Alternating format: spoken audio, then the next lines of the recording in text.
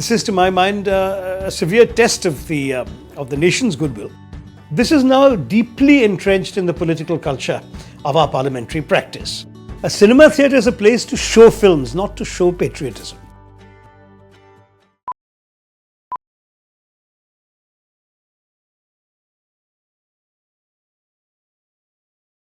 What do you think, to begin with, this idea of demonetization was sheer stupid idea in view of a reality of our Indian society is more cash-based, or do you think it is a good idea badly implemented? You see, we'll never know how good an idea it might have been, because unfortunately it has been implemented so badly and in such an astonishingly incompetent manner that at the end of the day, the flaws are inherent in the way in which the idea was unleashed upon us, and therefore we'll never be able to know if it could have been a good idea.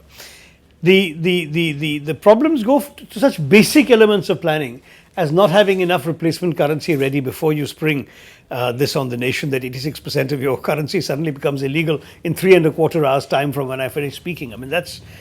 Frankly, that's astonishing. Secondly, of course, even something as basic as not making the new notes the same size as the old, so they could fit into the ATMs. It seems mind-bogglingly amateurish to have forgotten something as simple as that, and you're scrambling to find 50,000 engineers to recalibrate 2.5 lakh ATMs.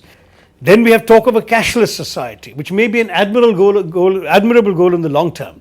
But look at the completely absent digital infrastructure to support it. So the benefit of the doubt has been given still by ordinary people to the government for now. But how long will it last? Mr. Modi said 50 days.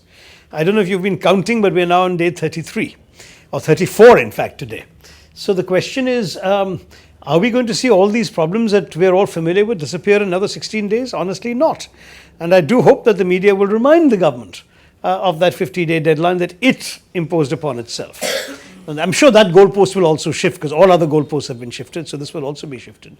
And maybe after 50 days, we'll get another 50 days, and God knows what else they'll ask for. But the fact is that this is, to my mind, a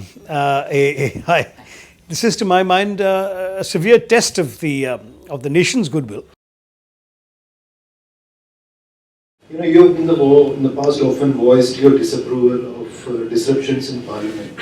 So now that the winter session is coming to an end and the white word seems imminent, has your party's strategy of disrupting Parliament served any purpose? I remain, my personal views remain very strongly opposed to disruption. It was when I was in government, and it remains the same when I'm in opposition. I don't think that my voters have sent me to Parliament to disrupt it. I think they've sent me to represent their interests and the interests of the nation as I see them and as they see them. So to that degree, I think it's deplorable that this has been part of the political culture of our country. But to only blame the present opposition is equally unfair, because very sadly, this has seeped into the political culture, and it's quite some time before I entered politics. Back in 2007-8, the then Speaker of the Lok Sabha, Somnath Chatterjee, invited a number of so-called eminent citizens to a roundtable discussion on how to make Parliament function better.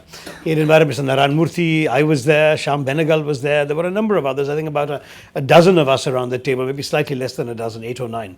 And we talked about all of these things, and he raised the question of disruption. And when I naively and innocently asked, why can't you just suspend the people who disrupt? Don't you have rules? He said basically that this would be considered undemocratic, and it cannot be done without a consensus of all parties, which is not available. And subsequently, when Meera Kumar became Speaker and I asked her the same question, I got the same answer. This is now deeply entrenched in the political culture of our parliamentary practice. Today, the golden rule in politics is do unto others what they have done unto you. So since the BJP has done this to the UPA constituents for 10 years, now the UPA constituents say, let's do it back to the BJP. Why should we give them a free pass? As a writer, as a politician, as a commentator, what is your view on that? I believe very much with pride in showing respect to the symbols of the nation, the national anthem, the national flag, whatever. But I do so as an expression of my own love, loyalty and affection for my country, not because some government or some court has told me to do so. And where I get very troubled with the Supreme Court judgment, it is only an interim order, but where I get trouble with that judgment is it turns patriotism into a command performance.